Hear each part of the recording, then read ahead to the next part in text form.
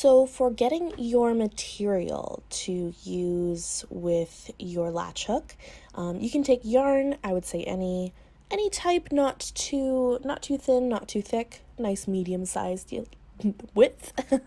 And then you will take it and wrap it around. I wrap it around my hands. You could wrap it around a tissue paper roll or something of that sort. Just wrap it up. You're wanting to get something around a 2-inch to 2.5-inch length. So by me wrapping around my hand, I'll just kind of cut it twice. So I'll cut it on one spot and then find the middle of that and cut it again.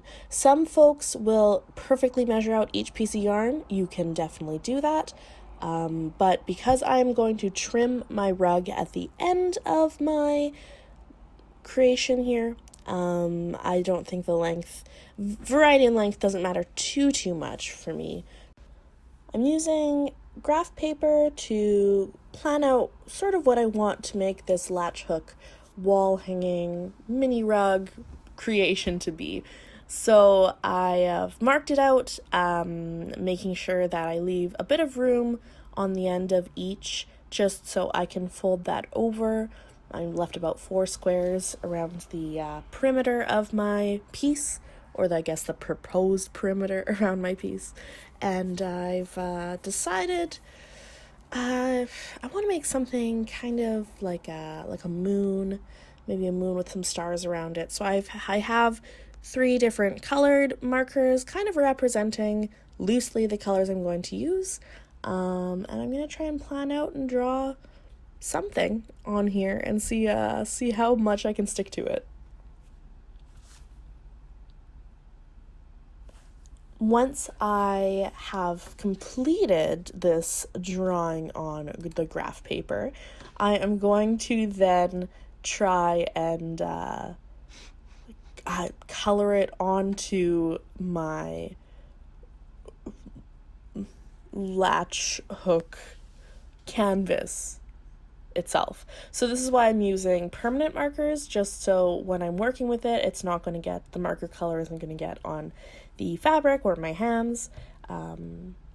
So yeah, I've just kind of planned it out in pencil first, drawing it on with a Sharpie and kind of figuring out the colors, and then I'm going to place my latch hook canvas on top of this and color that.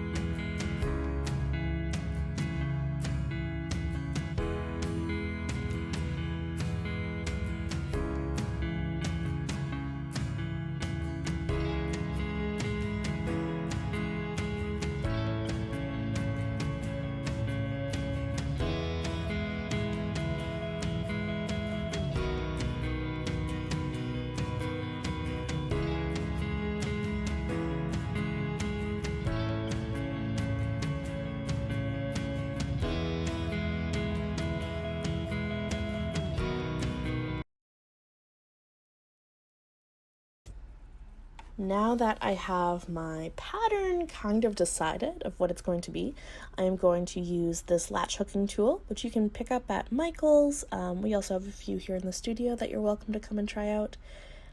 So the technique is I will take one of these pieces of yarn and feed the hook part through the one single square and come in from the top, come out from the top again, wrap it around halfway, put this hook through the square, and make sure I don't get caught on the other one. And there is this little arm or lever that pops out. So I want to make sure I push it all the way so that gets popped out. And then once I have that, wrap the yarn around that lever and pull through. It takes a little bit of practice. Even if I haven't done it for quite some time, I have to kind of remind myself of the motions. But once you get the hang out of it, it's a very repetitive motion, and it is quite soothing. I find I can have this on my knee and do it in front of my TV, or, just something to calm and relax myself when I'm doing my work. So yeah, again, around halfway, make it go through one of the squares and just have one line over top, wrap it around that little lever, and then just pull it through. So it's making just a very, very simple looped knot here, but the tool is doing all the work, so you don't have to kind of feed it through. But through, put it around the lever, and once it's around that lever, you give it a nice pull through. Sometimes if it gets stuck, you can either kind of wiggle it a little bit, but if it doesn't budge, you can just kind of unwind it and try again.